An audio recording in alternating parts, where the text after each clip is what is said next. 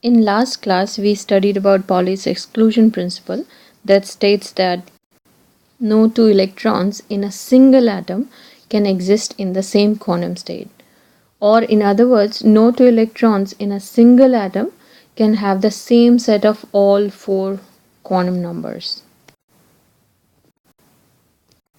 And we have seen an example for an element with atomic number of 3, the very first electron will take these four sets of quantum numbers, and for second electron, spin will be half instead of plus half, which was for the first electron.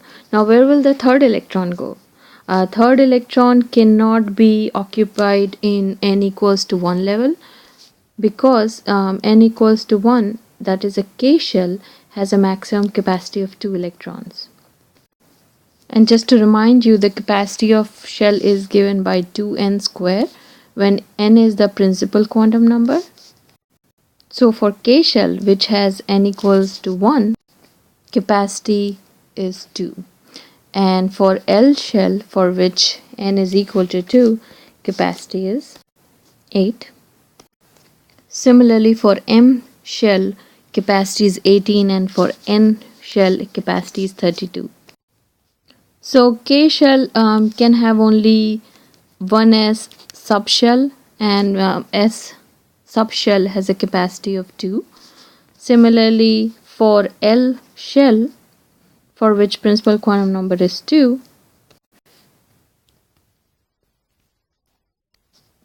subshell S can take 2 electrons and subshell P can take 6 electrons. So overall capacity is 8 for L shell. M shell, for which principal quantum number is 3, can take easily 18 electrons, in which 2 can go to the S subshell, 6 can go to P subshell, and 10 can go to D subshell or D orbital. For N shell, you have 4s, 4p, 4d, 4f. In here, F orbital can take 14 electron maximum, making the capacity for N shell equal to 32. Okay, so back to our finding out how the electron will be filled up. So for Z equals to 3, first electron goes to 1s orbital, and 1 electron can be with spin up, second electron can be with spin down. Now the third electron will go to L shell, and lower energy is for 2s shell subshell, so it will go, the third electron will go to 2s subshell. Here if you see, for third electron it's a L shell, so n is equal to 2, and because it's s orbital, so L is again 0, ml is 0, and spin can be plus or minus half, as if for now, whatever we have studied.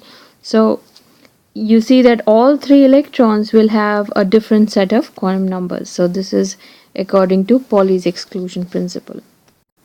Similarly, you can keep filling electrons in an atom according to their energy levels also, and in the next step we will see how the energy levels are distributed. Now if Z is equal to 4, then electrons can be filled up in such a way that they have these 4 sets of quantum numbers. Now for Z equals to 5, fifth electron must go to a different level, which is a 2p level.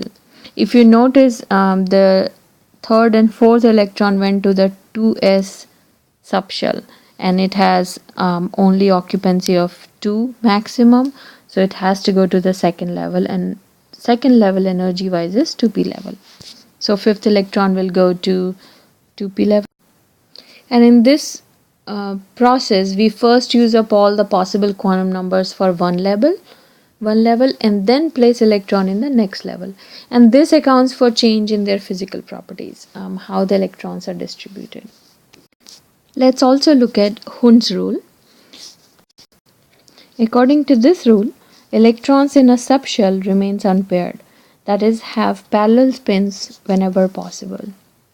Let's look at some examples for different atomic numbers.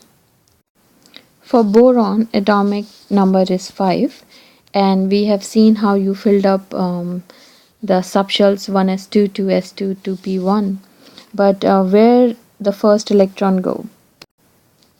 Now p subshell has possible ml values of +1, 0 and -1. So it can be regarded as like this kind of a box, and each ml value can have a possibility of 2 ms values, that is for spin up and spin down electron. So what we do is we first try to fill up electrons according to Hund's rule with all parallel spins. So the first electron in 2p orbital, for boron it's only 1, so we place it in +1 ml value. For carbon with atomic number 6, at the end you have 2p orbital with 2 electrons in it. So first electron will go to ml equals to +1. The second electron will go to ml equals to 0. And you notice that I'm not filling up the first ml with spin up and spin down. According to Hund's rule, these electrons have parallel spins whenever possible. So now let's look at what happens in case of nitrogen when Z is 7. So now we have filled 3 electrons in p orbitals without pairing them. Now for oxygen with 4 electrons in p orbital, you first fill in 1 in for ml equals to +1, and then ml equals to 0, and then ml equals to -1, and then we have 1 more electron left. So we try to now pair the very first electron with a spin down moment or quantum number. So if we now go to fluorine with atomic number 9, the next electron will go to the center ml equals to 0. And if we go to neon with Z with 1 more electron, it will finally pair up the last electron in the p orbital. So here we can see that for fluorine and for neon with Z equals to 10. And what we see that with the last 10th electron, our p orbital is full, and we will have to go to the next level, next orbital, even n equals to 3 next shell if we want to add more electron. So we first fill up the p orbital without pairing the electron. Once all the electrons are filled, then we start pairing them. We have seen also the energy level diagram for hydrogen atom and multi-electron atom. Just to remind you that all the states with same n value are degenerate in case of an hydrogen atom. So if you notice, for n equals to 1, it has 1 level. For n equals to 2, 2s and 2p states have same energy. And for n equals to 3, 3s, 3p and 3d all have same energy. And for 4, n equals to 4, 4s, 4p, 4d, 4f all have same energy, and that's why they are called degenerate. But if it's a multi-electron atom, then these levels are not degenerate. They have slight variation in energy. So here I'm just showing an energy level diagram for a multi-electron atom in which the energy states with same n are no longer degenerate. If you notice here, the 4s state has very slightly lower energy than the 3d state. That is why the electron, when you start filling, 4s subshell fills first before the 3d subshell. And states with lower L value are more tightly bound since they penetrate closer to the nucleus. This effect results in 4s level being the lower than the 3d level. So how do you fill up electrons in a multi-electron atom? Here you also notice that 5s comes in before 4d and 6s comes in before 4f. And electrons occupy the lowest energy states available, and this is how the energy is changing, increasing as you go to higher principal quantum number. So if you have to start filling electrons, then in these shells and subshells, keep Pauli exclusion principle and Hund's rule in mind. First electron occupy the lowest energy state available. For neon with Z equals to 10, you notice that 2p subshell and n shell are completely full. Therefore, these are neon is an inert gas. Whereas for sodium with Z equals to 11, there is one electron in the outermost 3s orbital. And this outer electron in M shell can easily be removed. So that is why these sodium with Z equals to 11, for example, is very reactive, because the electron can easily be removed. Sodium belongs to a category of alkali elements, and alkali elements with one electron in S state or subshell outside the inert gas core are very reactive. And some of the examples are lithium, sodium, potassium, rubidium, cesium, and so on. Since these can easily give up this one electron to another element to form a covalent bond, and that's why they are very active. So in order to clarify, when I am saying that outside the inner gas core, what I mean by is that sodium with Z equals to 11, which has this kind of distribution, can also be written as here. When I have written neon in the bracket, that means rest of the electrons have distribution just like neon, and only 3s of the last electron is in 3s subshell, and it has one electron in it. Now let's see an example of lithium with Z equals to 3 value.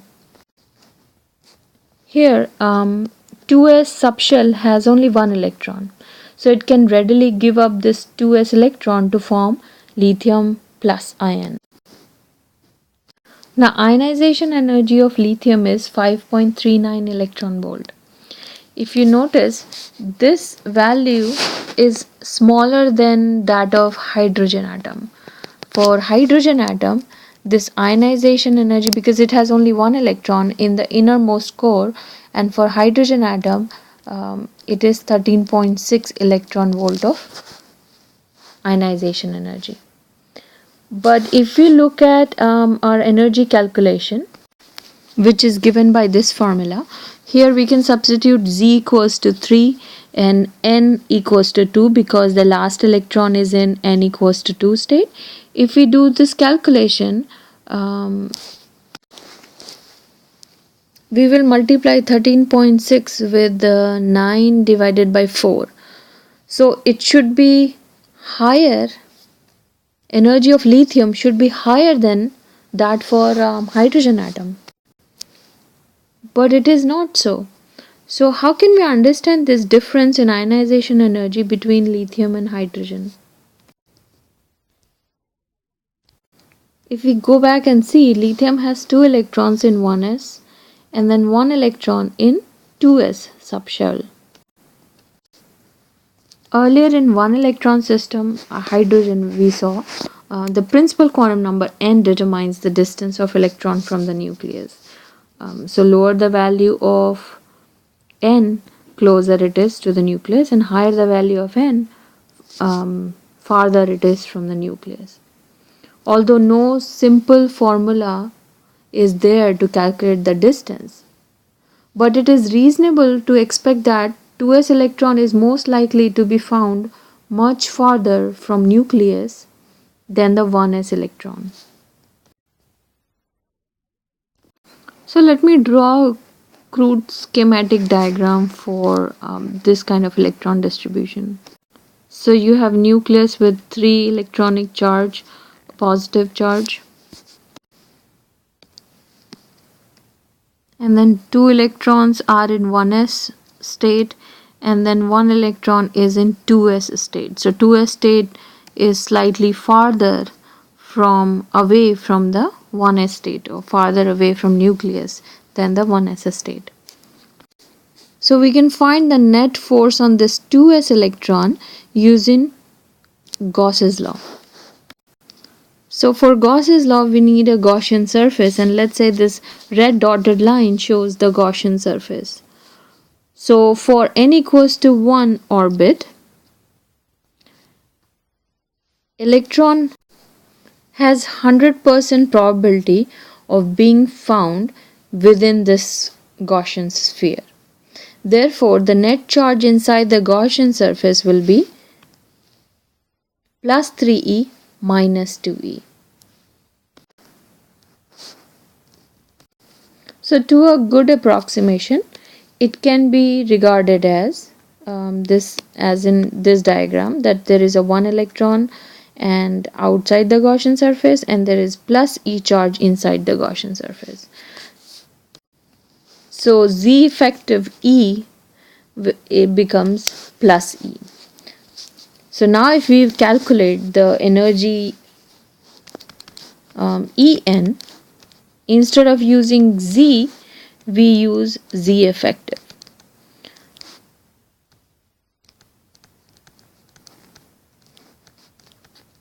And here Z effective is 1. So when we calculate, it gives me an energy of minus 3.40 electron volt. And this simple model predicts ionization energy to be 3.4 electron volt for lithium. And the measured value, if you remember, we mentioned measured value was 5.39 electron volt. It's not extremely good agreement, but estimate is better than if we had taken Z equals to 3 instead of Z effective is equal to 1. Therefore, our calculation at least is in the right track. Here, just reminding, here Z effective is equal to 1, and it's because of the effective charge inside the Gaussian surface. Here, this Z effective E is the charge seen by this outer electron. Since the ionization energy of 3.4 electron volt is still not same as the measured value, we have an explanation. So occasionally the 2s electron may find itself much closer to the nucleus. We know that this is a crude model which I drew, but in reality these electrons like 1s and 2s states have a probability distribution. We have seen that. So occasionally this 2s electron may find itself much closer to the nucleus, or maybe even inside the n equals to 1 shell. This will change the binding energy, because atom feels in that case the full plus 3e charge of the nucleus, which changes the binding energy. Now if that 2s electron goes to the excited state and it moves to the 2p state, so that the distribution looks like this. Now 2p state penetrate the inner shell hardly at all. Therefore, the energy of 2p electron is minus 3.54 electron volt. And how we got then? Again, with the Z effective, drawing the Gaussian surface, and we see that charge inside that Gaussian surface is again plus E, and once we calculate the energy En, it will come out to be same as we calculated before. It is almost like the one that we predicted from our simple model. Now if the 2s if the electron in 2p state jumps further higher to a 3d state, then energy is minus 1.51 electron volt, and it is in exact agreement with the prediction for n equals to 3. So if we do that calculation, En value, because n is equal to 3 now, comes out to be this according to the simple model, and it is exact what is observed experimentally. So 3D electron has almost no penetration inside the 1s shell. So electron is very well described by Z effective equals to 1. So less penetrating is the orbit of outer electron, the more accurate is the prediction by this equation.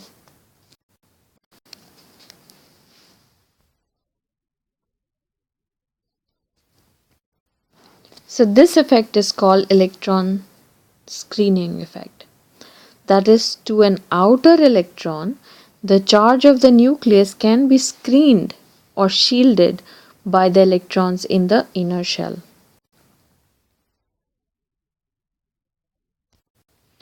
Now let's look at an example of sodium with Z equals to 11. I'm looking at a crude model. So inside the nucleus you have 11 electronic charge, so plus 11e. And instead of drawing the subshells, if we draw shells K, L, M, N, and so on, so K has only one s orbital, so it can only take 2 electrons, and L has 2s and 2p both orbitals, so it can take 2 plus 6 8 electrons like this. And M, next one is 3s 1, so M orbital or M shell can have 1 electron. Now this crude model can also be looked at in another way, like this. So according to our electron screening effect, how much is the total effective charge inside this model according to electron shielding effect is? So in nucleus had plus 11 charge, and then inside you have 8 plus 2 10 electrons, so minus 10 electron, and that results in plus 1e charge inside the nucleus. So Z effective is again plus 1, so we can write that inside we have plus 1 electronic charge. And this is a schematic representation of electron shielding in sodium atom.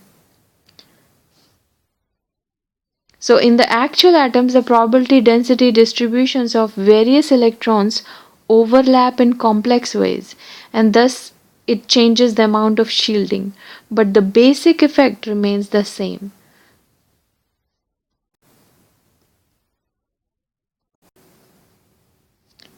We have seen previously the example of inert gases, for example neon, in which atoms were only with closed shell. So an atom with only closed shell has no dipole moment. Therefore it does not attract other electrons, and its electron cannot be detached or removed. Such atoms are passive chemically, like inert gases.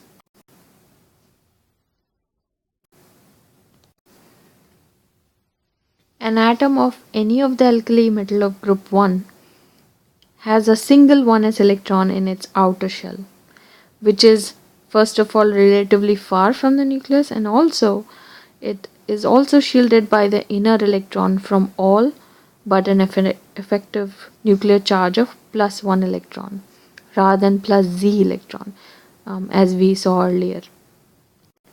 Therefore, relatively less energy is needed to detach an electron from such an atom.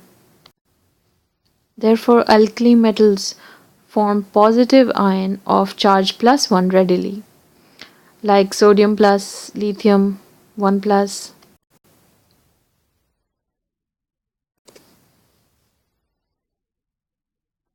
As we have seen in previous chapter, the line spectrum, either emission or absorption, comes from electronic transitions within atoms that have been excited.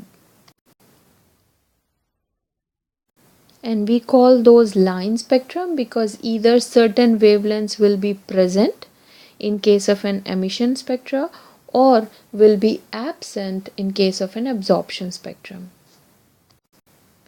The transitions of the outer electrons of an atom usually involves few electron volt of energy.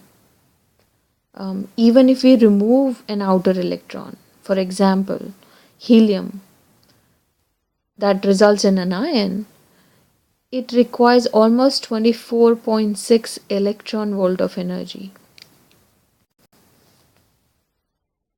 Now, if let's take this energy approximately 20 electron volt, calculate the wavelength of this emitted or absorbed line spectrum, then we get a wavelength approximately equal to 618 nanometer, which falls under visible spectrum. So visible wavelengths are between 400 to 700 nanometer approximately. And as I mentioned earlier, the transitions of the outer electron of an atom usually involves only a few electron volt of energy. Therefore, if we excite one of the outer electron to higher energy level or remove it completely, the resulting vacancy can be filled by electron dropping into the empty states, releasing energy as photons in the visible range of spectrum. Because these photons fall in the visible range, these are called optical transitions because of it falls in the visible range, which is typically 400 to 700 nanometers. It is the absorption and re-emission of light by these outer electrons that are responsible for the colors of material objects. Now, in solids, the energy levels are very different from those in isolated atoms. We have in the past looked at the energy level diagram of hydrogen atom extensively. Beyond hydrogen atom, the simplest energy level diagram is that of alkali metals because they have single electron outside the inert core, and we have seen before what do you mean by inert core.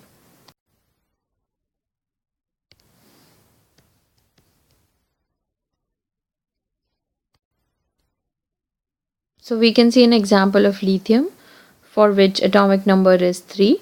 So in ground state it has a electronic distribution 1s2, 2s1.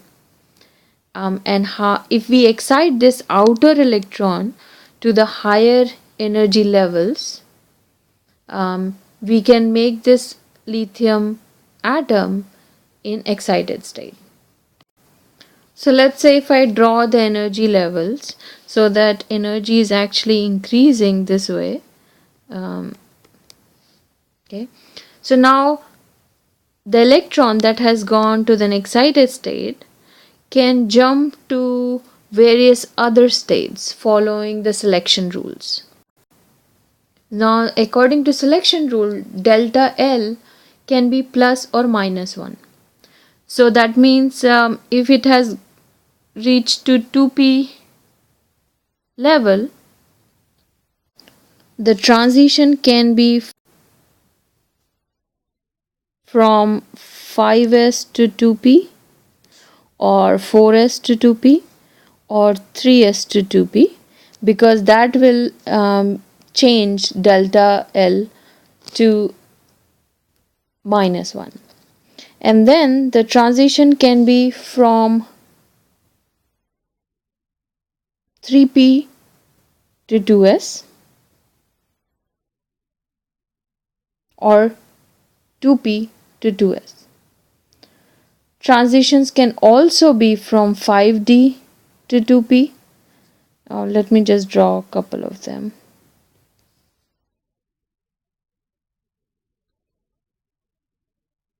Okay. So these are the allowed transitions according to selection rule. Some of them I have not drawn because of the lack of space.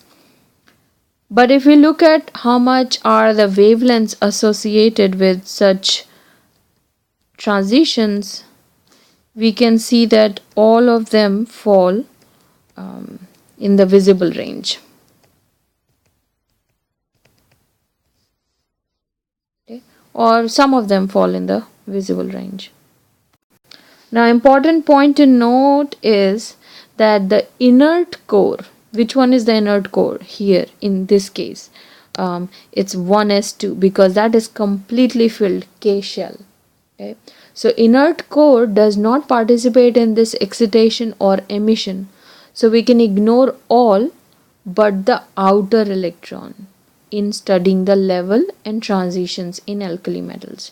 Now the outer electron was in 2s, or when it's excited it is in 2p1 state, and 2 stands for n equals to 2, that is a K shell, and any transitions within K shell, or any so this outer electron can be either in s or p orbital within L shell, so those will participate, but not the inert core, which in this case is 1s or K shell. Let's look at an example. The first excited state is the 3p level, 2.10 electron volt above the 3s level. What is the wavelength of the light emitted in the 3p to 3s transition?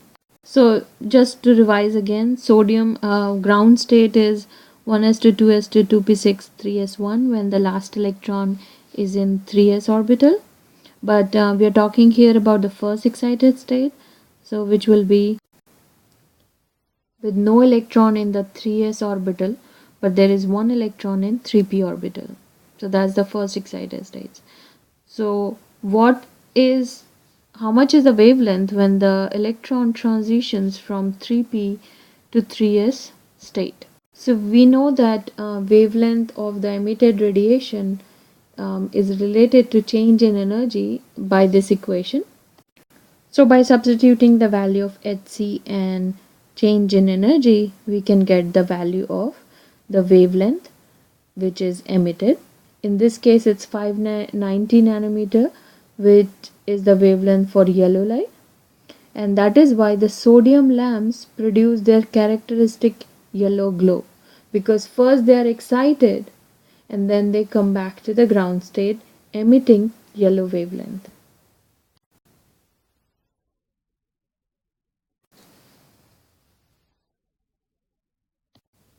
So just to conclude, excitations involving only the valence electrons are called optical excitations, and we have seen example of sodium in which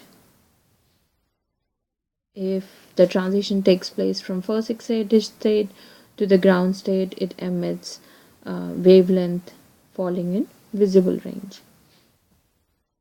And we have also seen couple of other transitions and leading to what wavelengths. Let's look at the energy level diagram of lithium. Now this energy level diagram of lithium shows some of the transitions, and the wavelengths are here measured in nanometers. Some of these wavelengths fall in optical region. Again, optical region is something, or visible region is 400 to 700 nanometer approximately. Here is the energy level diagram for sodium.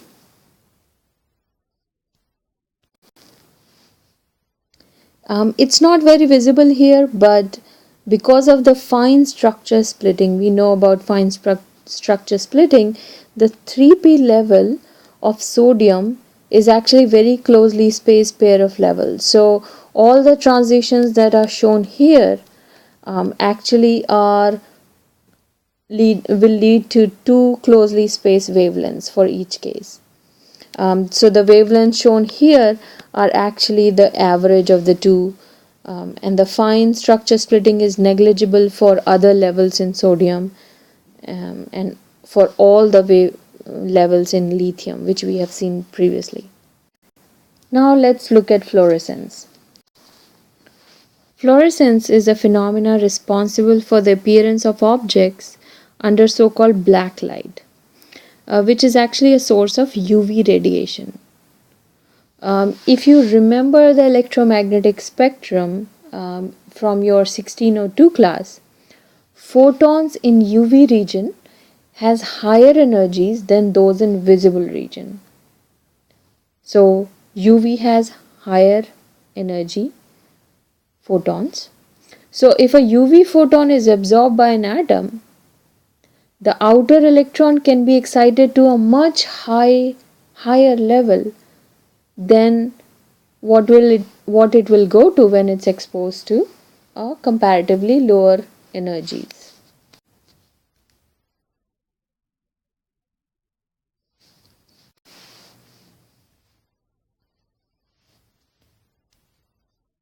So once they are excited to a much higher level, so when those excited electrons make transition back to their ground state, because now the energy level difference is way bigger, so emitted photons will be in visible range.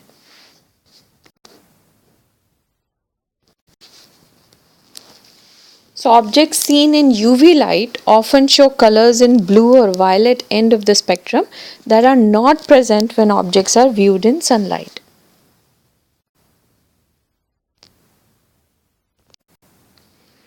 Here I'm just showing the excited state of a hypothetical atom. Let's say it has a ground state here, and then there are 4 other excited states available. When you shine sunlight to this atom, which is in ground state, electron can be excited maybe to one level, like first excited state or second excited states. That's it. And but they don't have enough energy with the exposure of sunlight to go to the third and fourth level, because this requires much more higher energy. And what have higher energy than sunlight? Pure ultraviolet light. So when you shine this atom with ultraviolet light with much higher energy, ground state electron can be excited to level 3 or to level 4. So the light emitted by atom has a much stronger blue component when that atom is excited by ultraviolet light than when excited by sunlight, because energy difference here is much larger between ground state and 4 level, or between ground state and excited state level 3. If energy difference is large, wavelength would be smaller. And so in the visible spectrum, violet or blue light is towards the lower wavelength region, and energy level difference is smaller between the first excited level and ground state, or between the second excited state and ground level. So the wavelength emitted from this transitions from 1 to ground state or 2 to ground state will be in the higher wavelength region of the visible spectrum. So this is very important factor. So fluorescence is responsible for the appearance of objects under the UV radiation, and when you expose a object to a UV radiation, these object may look more bluish compared to the when you see them in sunlight, and that is the reason, because with the exposure to UV light they're excited to much atoms are excited to much higher level, and when the transition takes place it falls towards the violet or blue end of the spectrum. So with this I finish the first part of the video, and please look at the examples in the textbook and some of the solved questions I'm going to post online that will be helpful in doing the homework problems.